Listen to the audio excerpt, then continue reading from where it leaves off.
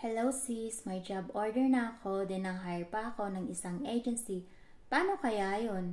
Wow, congrats Sisi. Talagang, I think, magaling ka talaga kasi dalawang employer yung gustong mag-hire sa'yo. So, halimbawa, yung first na employer na nag-hire sa'yo is may GO ka na, may job order ka na, mag-stick ka na lang po dyan. Ipagpatuloy mo yung process mo kung may GO ka na sa first employer mo. So kapag ganyan na na-hired ka sa ibang agency, sabihin mo na lang na hindi ka na pwede kasi na-hired ka na and may GO ka na sa ibang agency din. Kasi alam mo, yung mga ibang mga employer is may mga saltik din yan. Hindi ibig sabihin na hired ka na is okay na tuloy-tuloy na yung process mo. Minsan kasi nagbabago pa yung mga isip nila, halimbawa hired ka na. Pero ang tagal magbigay ng mga GO, ng mga job order.